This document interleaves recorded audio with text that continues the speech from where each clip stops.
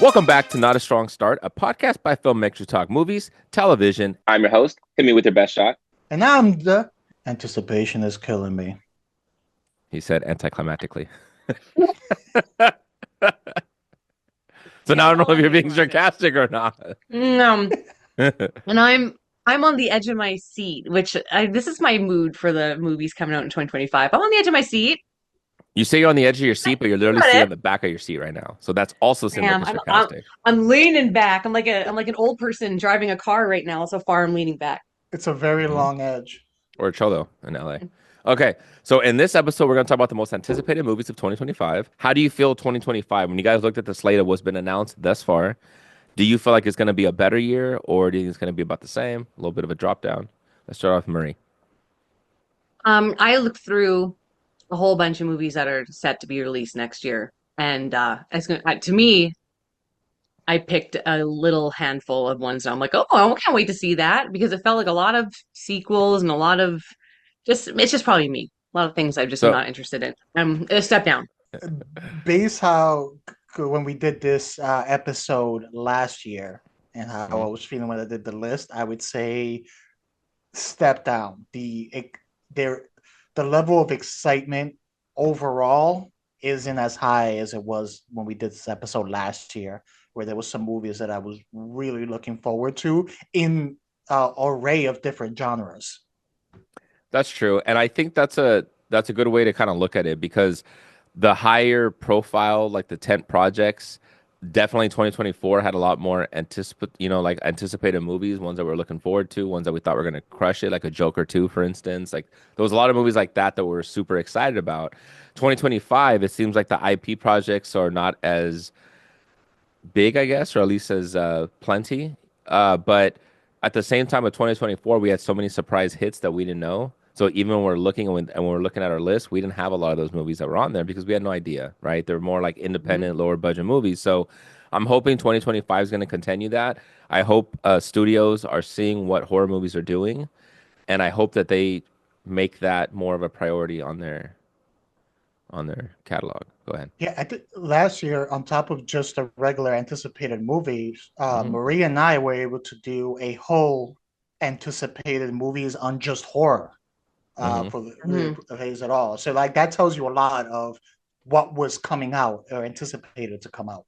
Yeah, and Mhm. I think it's safe to say that 2024, I think the horror movie genre was the winner out of 2024. Like I think those ones probably had the widest selection of like better movies, or at least movies that meet for fans of horror movies. I think we were pretty satisfied with that. Comedy still in its stuck in its slow simmer of just dying. Like they really got to Yeah. figure out what they're doing here with comedy because it's not working at all. You have I guess 2024, you have Wicked because I'm trying to see about like musicals and stuff. That's not really like a big genre that they necessarily do. They usually release about 1 to 2 movies a year on those. So we'll see what they do there. But all right, let's get into 2025 then. So we're gonna talk about three movies that we think that we're really anticipating, and then one that's gonna be a surprise, one that might be a surprise. So Jose, start us off. For the first one I have here is Mission Impossible: The Final Reckoning, which Mhm. is coming out on May 23rd, I believe, of next year of 2025. So this is the eighth installment and what has been overall a great franchise. This is the franchise that honestly has had one bad movie in this. It's directed by Christopher McQuarrie. He's worked on many Tom Cruise projects, including the last three Mission Impossible movies as a writer and director. So they are, bringing him back on top of, a good portion of that cast. Between the pandemic and the actor strike, it's about a 3 year delay for this movie. So I've been waiting a while for it because this movie originally was supposed to come out in 2022, and it was just one thing after another, which ended up actually ballooning the budget for it. Because I believe they were covering also some of the expenses during the strike for some of the cast and crew who were not working at that time. So for those, this movie continues the story from the last movie. It was supposed to be a part one and a part two. they ended up changing that, and they just retitled this, and it's going to be its own installment. They put the last in it, but we'll see if it actually is the last, because it doesn't always work out that way. But yeah, so this continues off the last movie, which is where you had a rogue AI, on the loose, and an enemy for Ethan's past. So it's going to continue that. These movies have always had a strong cast, and this one also continues that. And as always, just looking forward to the next crazy cruise stunt that he's going to do. We'll see what this one it is. He always finds a way to top himself. So that's one of my most anticipated movies of this year. I know. Next year. I saw a clip on I think it was Twitter or something like that, where they show him, they're putting like a helmet on his head, and like you see him kind of like whatever filming that they're doing for this next one, you see him like kind of mentally going. He looks nervous, and somebody's like, after all these stunts that he's done, if he looks that nervous, what the hell stunt is this one gonna be? It's Oh my like God. Jesus. He's actually going to hell and back. I believe it. You know what? I felt he's already been there a couple times, Jose. Yeah. Scientology. Yeah. What do we know? But I feel like he's just gonna keep doing these stunts until he just like unalives himself. Like that's the way he wants to go out, is just with a stunt. Yeah, this is like the fighter who wants to go out in the ring, and that's kind of what his thing. He's gonna fight until he has nothing Rocky. left at all. Yeah. He wants to go, like Rocky 2 in the ring, his own terms. That's how it's gonna be for him. Apollo Creed style. I get it. I'm looking forward to that one as well. I think it'll be good. It's that's the franchise that surprisingly has kept building and getting better and better and better as they've come along. I felt like with the last one, it was still very good, but I felt like finally it kind of dropped a little bit. So still really good, but it wasn't the best one out of the franchise yet. So I'm really curious to see how this next one goes, if it's going to kind of have a nice little bounce back up again, or if it's going to start to drag down a little bit more, and it's almost like, okay, hang it up now while you're still on top. So we'll see how it goes. But he never will. He'll never hang it up. No, he's gonna go out on top. I've seen several of them. I haven't seen all of them, but I've always found them extremely entertaining. And it has that shtick for it. Like the series has that shtick of like, how is he gonna push the envelope? What's he gonna do this time? So people watch it just for that too. So I might watch it. I'll watch it if you guys do. You're not going to watch it. Well, we will Right? be watching You haven't it. seen the last two, you're not going to watch it. If you guys do, like, we're not gonna watch it. Yeah, we always watch these. Watch everything. I know. So regarding that shtick, that's always the thing that I fear and I worry about, because M. Night Shyamalan had the shtick of having that twist ending, and it became like too much, where like your whole movie was based around that. I felt like with Mission Impossible, they did a good job where even though it was the big stunts, it didn't deviate from still telling good storytelling. So I hope they don't do that again with this one. But again, because these guys have been doing it for a while now, I have faith that they'll deliver, because I haven't seen them mess it up yet. Mhm. When did you say it come out? When does it come out? On May 23rd. Add it to the calendar. Okay, Marie, your turn. Okay. My first one is 28 years later. Knew it. Shocker. Yeah. Knew it. I mean, obviously, and that's supposed to come out June 20th, 2025. And it is, Wait, what I year? mean, everyone should know. 2022. There you go. I think everyone would know like that it's a post-apocalyptic horror film, but it is directed by Danny Boyle, and the screenplay he co-wrote it with Alex Garland, just like the first one. So that made me excited right there. Probably even more excited than the fact that Cillian Murphy is going to be in it. Like even if we he do, wasn't, but we don't know if it sounds like it's a smaller part that he's in it, right? mhm. That's okay. To me, the most important thing was that it's like written and directed by the same people, because I want to have that same vibe. I'll never forget the feeling I got when I first walked out of the movie theater after watching 28 Days Later. I don't know. It really was a huge impact on me. So I like 28 Weeks Later as well, but this one I'm really excited for. So it is. Is there much known about this? Because all I could find is that it's the sequel. Like, is There's there not any a lot of story plot really on it? details out for it. No. Okay, good. Mm-mm. Okay, good. It does. It does Sure. have Aaron Taylor Johnson in it and Ralph Mhm. Fiennes in it as well. Which is exciting. I like Aaron Taylor Johnson in Mhm. like pretty much, well, I haven't seen him in too many things because we all know me, but everything I've seen him in, I've liked him. So of course that is, ooh, it's tied for my number one most anticipated movie. I kind of feel like this is a safe bet where it's going to be good. You don't see a lot of zombie movies anymore, even though this is infected, technically not zombies, but still.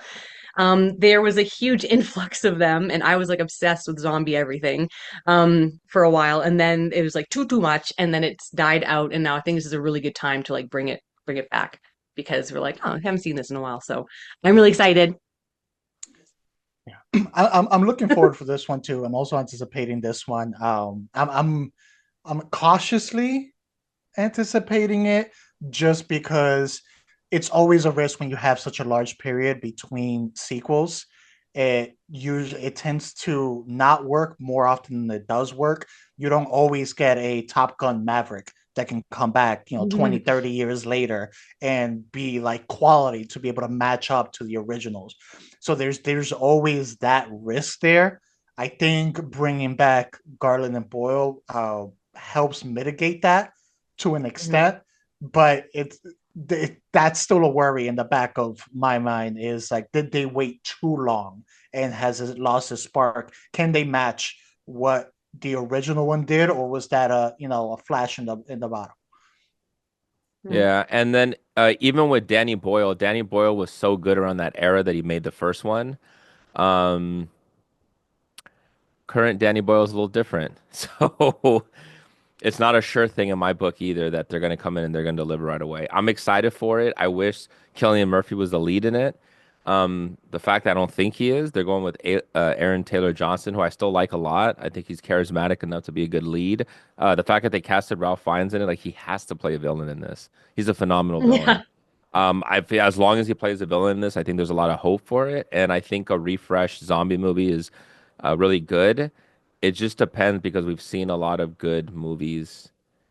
We have like there's been a lot of good variations of this stuff that's been coming out lately, and I don't want it to feel like they're retreating or they're kind of getting lost in the weeds a little bit. So I'm excited. I'm cautiously optimistic. Yeah, that's what I want to see. That like Marie said, the plot details are not out there yet, but it's like, what is this going to give that we haven't had? Like, what's gonna make it feel fresh? Because the first one felt really like fresh at that point in time.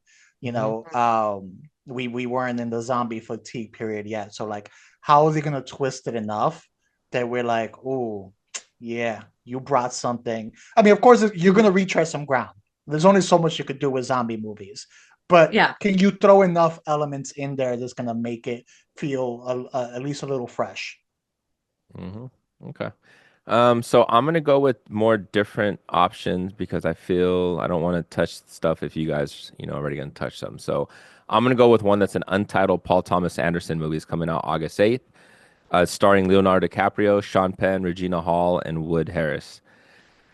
I love Paul Thomas Anderson. I mean, every time his movies they comes out like every once every like it feels like almost 4 or 5 years now. It feels like event type movies. It seems like every time he comes out with a movie, it's almost like it's going to be Oscar worthy. It's usually Oscar nominated. This is a guy that did Boogie Nights. He did There Will Be Blood. Works with phenomenal actors. I haven't really seen him work with Leo DiCaprio like this and Sean Penn. So Leo and Sean Penn together is great. Regina Hall, I'm excited to join that and see how she does in this movie. I loved Boogie Nights when he came out and debuted with Boogie Nights. He did a great job with that. His directing, his cinematography is amazing. The fact that there's no plot details too much about this, I'm totally on board. It seems like one where, as I said, I like watching the Oscar movies, the Oscar nominated movies every year. And I feel like with this year, it's kind of like the batch of 2024 has been like, okay, like there's been, okay one. There's been some good ones, but I want to get really excited about one.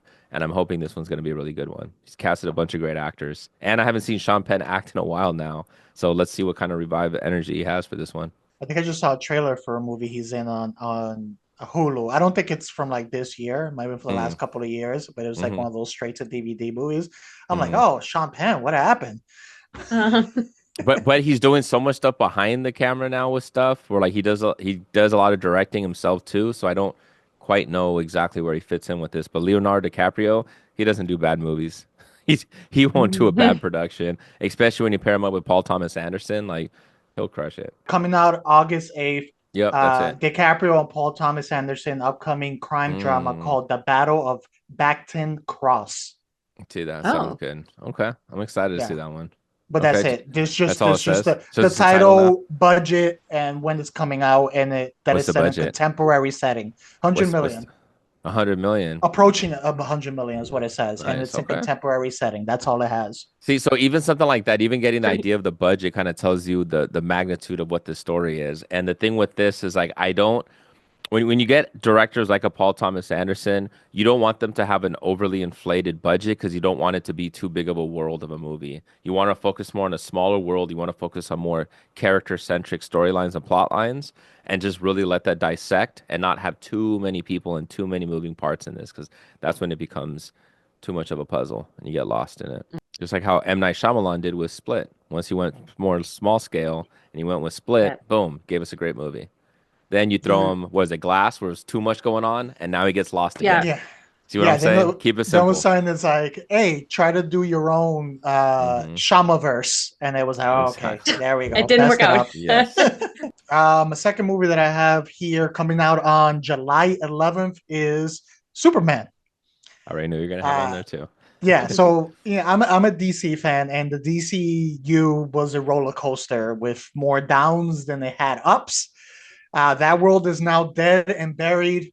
Hopefully, hopefully it stays buried. But now James Gunn is at the helm with his hand on the trigger. Pun fully intended on that one. Uh, but this movie is starting the new DCU, so a lot is riding on this movie, especially after the Snyderverse failure. If this movie fails, this DCU might be DOA right off the bat. So I'm looking forward to seeing this new vision, and hopefully it can start the DCU with a bang. Also, what I like about it seems to, unlike Snyder, who just likes to do his own vision on things, regardless of what makes up a character in the source material. It seems like Gunn's leaning more towards giving us that more classic beacon of hope type Superman, which we haven't fully seen on screen since the Christopher Reeves days. So I'm looking forward to seeing this and really hoping that it does well. I don't know too much about the lead characters in this. Like I've seen them pop up and stuff. I just rewatched Pearl again the other day, so like I've seen, our Clark Kent. I'm excited for it. I think he's gonna do better than what we've seen so far, but I'm afraid of I don't want it to be too much of a James Gunn overkill, meaning like I don't want it to be where if he has free reign, it starts becoming contrived in its own way, kind of. You know what I mean? Like, I want there to still be some kind of control, I guess. It's just, I've never seen James Gunn at this high of a powerful position in Hollywood, of a studio, with a franchise, especially the entire DC universe. I hope he's able to navigate it well because he did such a good job with Guardians. We've seen him do a really good job with Peacemaker. Even though the Suicide Squad was better than, the second one was better than the first one, I still didn't really love it that much. I kind of want to. But I think with the Guardians, he's probably one of the only ones that Disney let him do his own thing, He did, but especially with the yes, third one where yes, but it's a smaller world. It's that now he's in charge of the entire DC. Like you have an entire universe now of doing this. Is that so? Is that too many moving pieces now? I'm not saying it is. I'm not saying he can't handle it. I'm just saying I just need to see it. That's it. yeah. I just need to see that he can do it. I think the advantage is, at least the way it's being portrayed right now, he's not going the MCU route where each movie, the plan is for them to kind of stand on their own, be their own movie, instead of fitting into an overarching story where everything needs to be pieced together. So, at least by his plan, he's allowing directors to put out their vision and self-contain their stories. They just happen to be in that world. So I think that alleviates a little bit of the having to create the everything to fit together like we are getting with Feige and the MCU. Hmm. And that's where the thought is, right? Because Kevin Feige wasn't directing these movies. he was able to kind of stand on that sideline and know reserve everything. The fact that James Gunn's actually going in and directing as well, is he too intertwined? Is it kind of sometimes you always wonder if the creator, if you're overseeing, but then you're actually on the battlefield as well, are you missing some parts? Are you too entwined and too tied into the plot and the art of it that sometimes you can't see things clearly from the outside, from a macro level? I don't know. That's the question. Marie, thoughts? Oh, yeah. Sure. Why am I even on this show? I don't even know anymore why we talk about movies.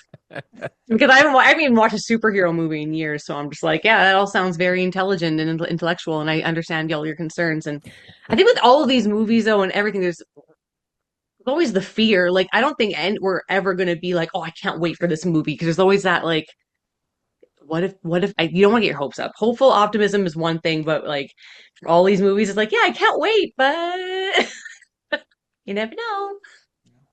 Alien Romulus. Yes, hello, thank you. I was going to say earlier, like Jose, we did our most anticipated horror movies, and all the ones that I said that I was anticipated for, I didn't like any of them. And then all the ones that I love, I didn't even know existed yet. So that's Low why when you were saying, expectations. like, It's all yeah, expectations. yes, all Hmm. expectations. You gotta keep them low, people, about everything in life, and then you'll be pleasantly surprised, hopefully. Hmm. Hmm. That's the standard I try to set Okay. with myself. Have low expectations about me so Yeah. that way when you get to know me more, Yeah. hey, I'm better than what you thought. Yeah. That's how my expectations work with Daniel as well. Um, Exactly. I'll do this one for you and me, Daniel, okay? Because I know Okay. this is definitely on your list. But Frankenstein. Looking forward to Oh, okay. Frankenstein. Oh, Nice. that wasn't on your list? Guillermo Well, del I just Toro? figured you had it. That's why I didn't put it on my list. Well, that's why I'm doing it for both of us. There you go. Um, yeah, I don't know the date it's coming out. All I saw is coming out on Netflix. I didn't see a Hmm. date. Does anybody see a No, date? no, no. I didn't put a date on there. Okay. So, written and directed, Guillermo del Toro, based on Mary Shelley's 1818 novel Frankenstein, and it stars Oscar Isaac, which, Hmm. hello, Jacob, how do you pronounce his last name? Elordi? I don't know how to pronounce his last name ever. Jacob Elordi? He's the guy Elordi. from I Saltburn. think that is it. Yeah. Hmm. Okay, and Mia Euphoria. Goth. Yeah, I Lover. never even watched it before, yeah. Mia Goth, yep, lover. Lars Mikkelsen, like, yeah. Hmm. So the cast is Villain. good. Christopher Waltz in it. Um, so Charles Dance. So the cast is good. We all love Guillermo. I'm hoping it's going to be really fantastical, like the way he usually makes his movies. Fantastical with some heart and also some violence and everything you want in a movie, an adult fairy tale. That's what I'm hoping to see. Question: is he writing it or just directing it?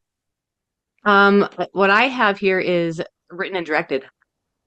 He usually, I don't know if he usually writes any of the movies by himself. I think he usually co-writes with Mm, people, typically. So it just depends who the other co-writer is. I think he can't not do fantastical and the heart and stuff. That's just what mm, all of his movies are. He can't stop mm, himself, and I mean that like in a great way. So I think it's gonna be this is like his love letter because he's been so. It reads in all of his work about his fascination and his love for Frankenstein. Even has a giant statue in his house, like the head of Frankenstein. I think he's gonna crush it. Oscar Isaac, like finally, like I've been, we talked about in a previous episode about seeing Oscar Isaac jump back into like these more kind of high profile projects, let's say. So I'm excited for Oscar Isaac to be a part of this. It's always the question is how they're gonna make him look. Is he gonna look more like human like, but obviously a monstrosity, or is it gonna be more kind of boxy and disfigured and like the big giant version that we see? And if it's Oscar Isaac, it will look very funny to see him all boxed and ginormous because it doesn't it's gonna look too cartoonish to me. So I'm really curious to see how it's gonna look. I think it's gonna be great. I think I can't even say that anymore. There's If so many movies I thought were gonna be great and they weren't. So if I the, think it's gonna be good. if there's anything I'm not gonna worry about with this movie is how it's going to look. Yes. Oh yeah, Like that Yeah. is definitely. if I was to pick out any concerns, and the reason why I was asking who was writing is that Mm. the writing Yeah. isn't always the strongest when it comes to it, but Hmm. visually, I have no concerns when it comes to Mm-mm. Guillermo del Toro. Yeah, and that's facts because one of my least favorite of his, I guess, is Crimson Peak. But Hmm. visually, that's one of the most Yeah. beautiful looking of his movies. But it was just the story and everything that we described. But even then, like it's still worth your time watching. Like GDT doesn't Yeah. usually drop like bad projects, It's just we've just seen some that we get accustomed to, and we just like some better than others. You're gonna Well, get and I mean, something out of it. Yeah. yeah, and he didn't write like if it's actually based off the Mary Shelley book, then he's essentially co-writing it anyway. Like Mhm. it's already partially written. So So here's one that I'll go with. Okay, so this one's I'm gonna go with Elio, coming out June 13th, directed by Adrian Molina. It's the next Pixar movie, and it's focused on 11-year-old named Elio who is inadvertently beamed up into space and is mistaken to be ambassador for Earth on another planet. Pixar just continues to run. Everything they come out is just genius, is brilliant. It has America Ferrera doing a voice and Brad Garrett. Brad Garrett always does a great. He does great cartoon voices and stuff. But I'm excited. It looks fantastical. I love this spin into sci-fi. Every time Pixar touches sci-fi, I freaking love it. Like when they do like Wall-E, it's always been really good when they touch it. I'm I, Pixar can do no wrong. Every time they come out with a movie, like it's kind of like what we say with GDT, but it's like you have your favorites, but even with Pixar, I don't even think they really had like a mediocre movie. I think they've all just been from like kind of lower good to like phenomenal and one of the best films put together. So no doubt that this one's gonna hit. Probably Cars 3 would be I didn't really their see them. closest to I thought I mediocre Cars didn't one. see that one 2. either, but I thought Cars 2 was the bad one, wasn't it? I've never seen the franchise. I have no idea. Yeah. mhm. But one thing I am looking for, I mean, anytime there's a Pixar movie, I'm looking forward to it. Hmm. What I am glad is that finally Disney got their head out of their asses and decided, like, we have Pixar who puts out nothing but bangers. Let's actually send it to the theater instead of letting it disappear and die onto streaming. Like, for years, for some reason, they were just like, yeah, no, we're not gonna put Pixar out there. They finally did it. With Inside Out 2, and that movie blew up in the It box was office. great. It's like you Yeah. could have been doing that. Like people are gonna gravitate to Pixar because they know it is quality. They're the Hmm. best animation company that there is right now. Hmm. I agree. Ready to cry. Bring it on. I'm ready. You already know I'm what's gonna ready for happen that pit. Already know that Pixar depth. I'm ready to feel all the emotions. Bring it. Love it. every time, and that's the great thing too. Because what I really love and appreciate about Pixar is they kind of fight the battle that Guillermo del Toro is always doing, where he says animation is true filmmaking. They're not just cartoons, and Pixar proves that. So many of their movies are better than most of the movies that come out the year that they come out in. They compete against these really more high-profile films, and they have way better heart. They have way better writing. It's better. It's much better filmmaking. Phenomenal. No, and then that's true. It's to the point. Pixar's to the point where one movie came. I saw the Wild Robot this year, Mm. and that was so good. I was like, Did you "Are you cry? sure this isn't Pixar?" Because that's where Pixar stands. That when it comes to these movies, they come out and they're really good. You almost assume that they got to be Pixar. Hmm. Yeah. So, but Okay. A yeah, dust storm but rolled through. A dust storm rolled through. yeah, Hmm. super dust. All right, Senior. for my next one, coming out on November 7th, Mm. I They're have gonna go with another Predator one. Badlands. Hmm. So again, always been a Predator fan, and I was happy when Dan Trachtenberg, I think is his name. Trachtenberg. Yeah, when Trachtenberg, when he helped bring the character back to where it should be with the Hmm. movie Prey. It was an unexpected gift after so many Predator movies were just okay, mediocre, or just plain bad. I lost Uh, all hope. I lost yeah, entire all hope for yeah. that franchise. Hmm. The most you can hope for a while was okay, and it was like okay, that was okay. We can do that. I'm not getting laughed out for saying that I kind of watched that movie. That was it. That's all I Yeah. was hoping for. Yeah. Now Trachtenberg is returning to give us a different story taking place in a new time in a new location. So it's not really a sequel, just a different story within that world. New Predator, new characters, new everything. What I like about this is so what made Prey so successful is that he kind of toned it down. He toned it down. He brought it back to the hunting elements of it, that cat and mouse game. You know, simplified it to the point where it was like, okay, put it in the past, so that we're using some primitive weapons and things like that. So he kind of stripped it down to its core elements, and that was really what helped revive it. And then he's not, it seems to not be standing on his laurels, and he's just like, I don't want to just do the same thing again. I want to also change it up again, change the game up again. So this is going to be the first one where the Predator will actually be the main protagonist, and we're going to be seeing this from the perspective of the Predator instead of the human being the protagonist. Yes, there'll be humans, but we're following the Predator on this. And that just makes me very curious, because we haven't gotten that from any of the other Predator movies. So you got something to look forward to that, if pulled off, it gives you something fresh that you're not going to get from the other ones. So I'm really hopeful he can follow up with what he did in Prey with something else that's going to be just as good but different. There's one giant question that I have regarding that, though, that could make or break the movie for me. Dialogue. If he's your main protagonist, how is he communicating? Who is he communicating with? How are we gonna know what he's saying? Is it just gonna be subtitles the whole time? Is he gonna have like a human voice box where when he talks, a voice is coming out? Does he sound like Stephen Hawking?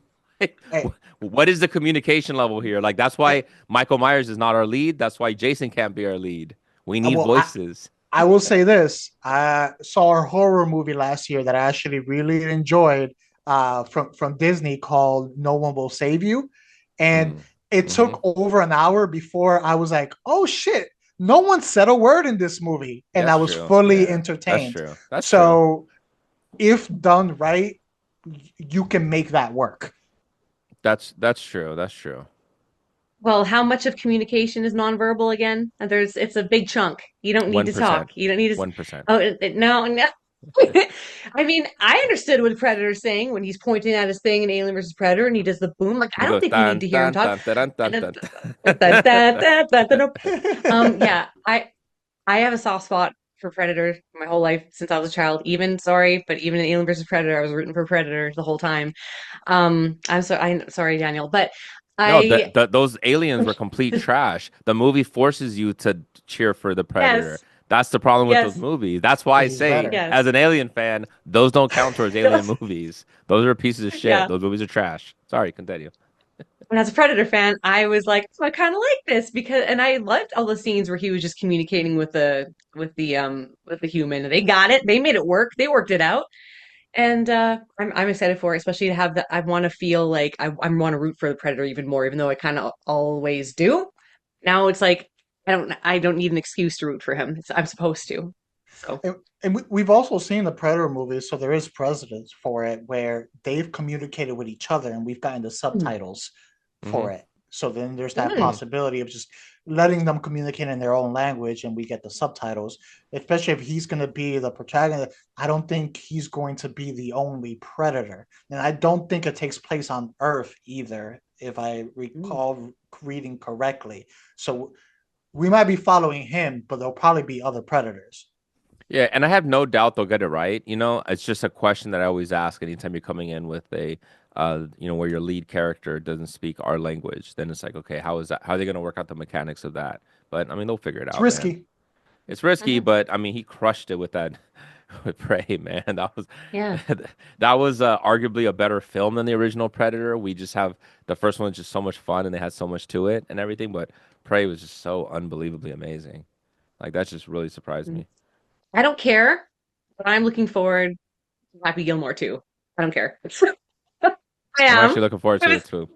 I mean, I'm really excited. I hope that it has the same type of humor. I know there's been so many years and that this world is not the same as it used to be. But I really want that Adam Sandler humor in it. And it's directed by Kyle Newacek, and he directs the What We Do in the Shadows show. Hmm. I think I Hmm. read, which I love. So, and it stars. Oh, and it's written by who's that? Tim Herlihy. Tim Herlihy. I don't know pronounce that. And Adam Sandler, so we got that. And it's the sequel to the movie. And Julie Bowen's in it, which I guess they worked it out. I guess they worked out. So that makes me happy. She's Hopefully available. that's what it is. And Ben Stiller is reprising his role, which I'm like, Hmm. how are they going to work that in? How are they going to work in Ben Stiller's character? I have no idea, but I'm excited to see. And I don't have a release date for it, but um, I'm excited because I absolutely love Happy Gilmore, and I just wanted to keep that charm as much as they can, as much as they can, please. Um, okay, so with Happy Gilmore 2, I'm very excited to watch it as well. I have the most confidence. Hope I'm wrong. It's not going to be good. It's going to be I so know. cheesy. They're going to use regurgitated jokes. Like Mhm. I'm just mentally preparing for that. If I'm Yeah. wrong, thank God I'm wrong because I really want it to be good. I'm sure it's Yeah. gonna have to do with like a celebrity golf tournament, just because I hear about a lot of celebrities that are signing on for a lot of athletes. I'm hearing are popping up and having cameos in this movie. So I'm guessing there's a reason for that. So they're probably using a celebrity, golf tournament. I'm assuming, but I mean, hey, Mhm. man, I hope it's good. I love the original Happy Gilmore too. Yeah. So we'll see. Jose, any thoughts? And Jose's like, no, not me. I'm not looking forward to that one bit. No way. I just It's on the hips, Jose. it's Sandler. Like It's we've hard to seen trust. Oh, it's hard since to Adam's, trust. like where the trajectory of his creative work has ended up. It just I do hope it's good because I am a fan of the original. It's Hmm. just hard for me to remain optimistic with the outcome of that, Hmm. which Hmm. in the end it might be to my benefit because my expectations are so low that even just okay might heavily impress me. Hmm. Yeah, because we need a comedy. We need a good comedy. Like you're saying, it's so rare. So God, I hope a little. Yeah, it really is. Okay. So I was wrestling between two movies for my last choice, okay? Um, so I'm gonna end up going with Mickey 17, which is coming out April 18th, directed by Bong Joon-ho. So, famously that did Parasites. Parasite, he has starring Robert Pattinson and of course, one of our favorites, Toni Collette, is gonna be in this. And Robert Pattinson stars as a disposable employee, one whose body is regenerated with previous memories intact every time he dies, on a mission to colonize a distant world.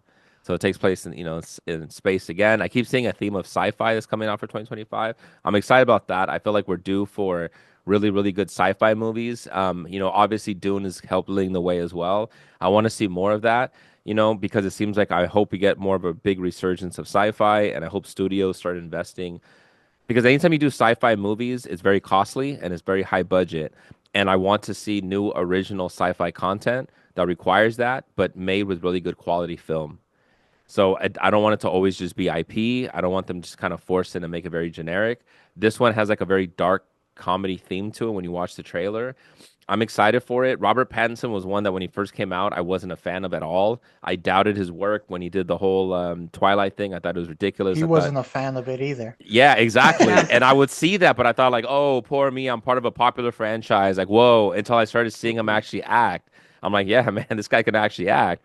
And then Tony Collette, please, but Bong, I mean, he's such a good director. So I'm excited to see what he comes out with this one. I love the whole dark comedy genre. Like that's completely my niche right there that I'm all for. So totally on board with So that one. this was actually tied. I have a backup for what I think is going to be a big surprise for the Mm, year. I know when that okay. trailer came out and stuff, I Mm-hmm. saw a lot of people just weren't on board with it. Mm-hmm. Like I saw a lot of comments like, "What is this?" Like Mm-hmm. what other stuff.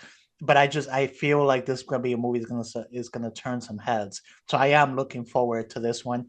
And if he nails this one, he's gonna hit that Nolan level with me where it's like if I see your name attached, I'm watching it.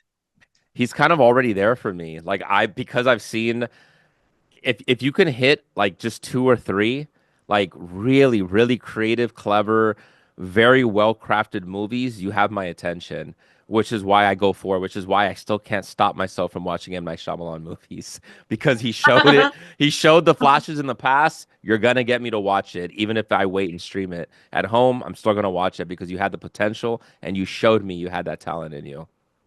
I'll take my Yeah, chances. I even watched his daughter's movie just in case it rubbed off. I It did too. didn't. Well, the Not bad, yet.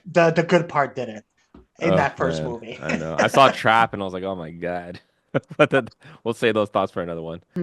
My surprise one I'm actually going to go with is Wolfman, coming out January 17th, the Universal Monster movie, directed by Lee Winnell, starring Julia Gardner and Christopher Abbott. It's one of those ones where like I've seen Universal Butcher. They keep trying to respawn this Universal Monster like franchise, like this dark monster movie franchise. They keep not getting it correctly. They're not figuring it out. I saw the teaser trailer for this one, and it actually looks pretty cool. It looks more like a psycho horror, and even the tone looks kind of Seven-ish to me. The color palette and everything for that. So I'm interested. I think I'm gonna go there with low expectations, but I think it might surprise me the fact that I might end up actually kind of digging a little bit. And if they give me like a really cool, like some horrific moments, or at least a psychological horrific moments elements in there, I'm for it. Yeah. Yeah. So the design when I saw it pop up threw me off a little bit. So instead of like walking in, I'm kind of like just slowly sneaking Mhm. into it. Like, But when you okay. first heard it, tell me you didn't already write it off thinking they're not going to get this right. Like I already thought they're not going to get this right when I first read it before I even Yeah. heard anything or saw anything. I wasn't very confident about Yeah, it. exactly. That's why I'm like, let's see. I'm hoping it's a surprise one. Okay. My surprise one, now that you talked about Mickey, I'll go with the other one, and it's gonna be the Thunderbolts, coming out Mm. on May 21st, I believe. So this movie is already it's coming out with like very low expectations, because of the drop in quality in the MCU since the Endgame came out. There's no big hitter characters in this, so I feel like it's already a lot of negative aspects attached to it ever since it was announced. But like I feel there's a lot of talent acting wise attached to this. So the movie is not going to be lacking in good acting performances, I think. So if it can just like give you an interesting story and like balance out the comedy and the action sequences, That's a like big if. I think it could surprise. But the talent is there to do it. You got Florence Pugh, you got Sebastian Stan, you got David Hey, Arbor. we've seen them mess it up many times with very good talent. So like, I don't know. But yes, you're But right. that you see, this is the You're right. example of the low expect and the negativity and the low You're expectations right. with it, You're which I right. think it's going to help it because I think it's going to surprise. And while it might not be amazing, I think it can be fun and entertaining enough that it can surprise and get a little bit of a following, especially for these like lower end characters. So I think that might be one. So your thunder will get bolted, is what you're saying. Yeah. When you watch this movie. Got it. Okay, Marie. His bolt will get thundered. Jeez. No, Um, thunder will get bolted. Go ahead. oh, okay.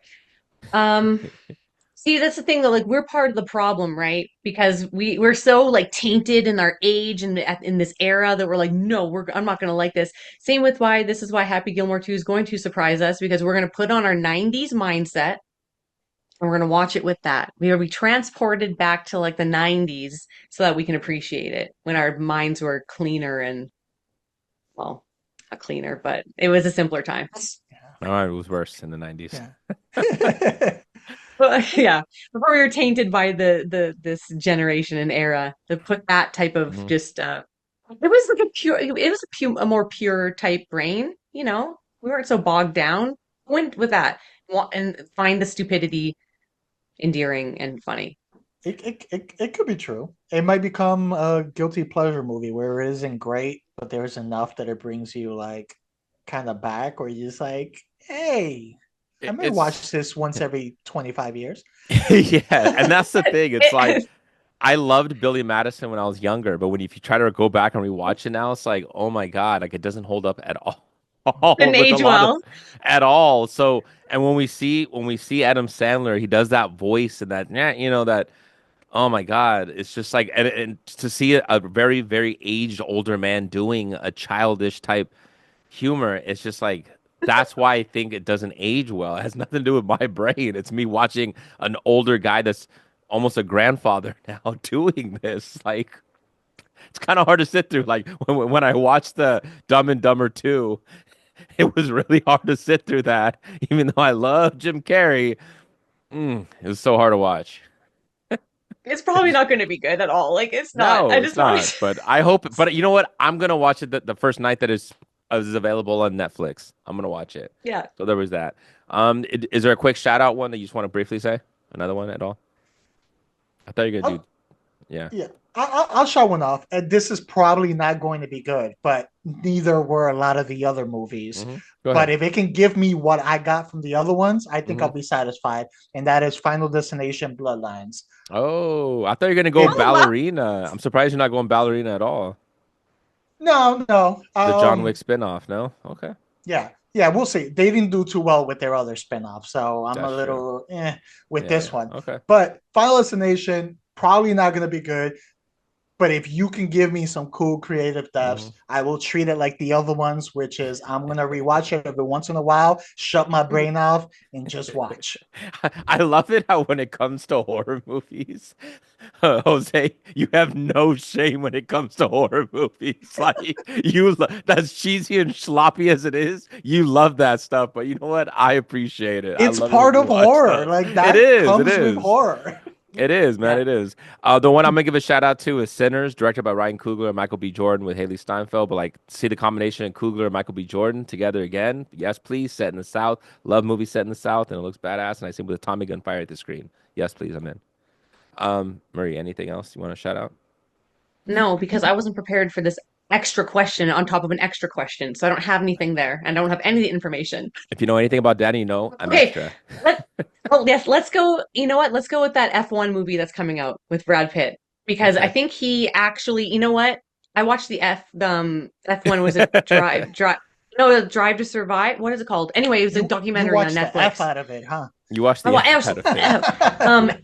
and then and F1's huge. Like, my dad watches it, my husband watches it, so I know all about it. I know all the people in F1 now, and maybe it'll be good. Brad Pitt actually did some driving and stuff in it, which is crazy because it's fast and it's scary. So maybe it'll be good. The I love documentary on Brad Netflix is Pitt. good. I know nothing about F1 series cars or anything. That stuff doesn't interest me at all. But I know they It doesn't drive. interest me at all either, but when I watched the documentary on it, I was like, cars. damn, this is kind of it's intense of You, what they you have know to why? do. Because I Intense. live in LA, so I see LA traffic and I see cars all the time. On my downtime, I don't want to see more cars driving around. I'm good. I see it Now, enough. The only thing I know about racing is that if you're not first, you're last. That's the only thing. Exactly. Give it a little bit of shake and bake. Yeah. Exactly. But all right, that's long enough for our episode. Thank you for watching the episode of Not a Strong Start. Please like, subscribe, comment, and share on the YouTube channel Not a Strong Start. You can listen to us anywhere, listen to your podcast. Let us know what movies you are anticipating, and if any of the ones that we said looks like a piece of crap, please let us know in the comment section. You can follow me. I am your host.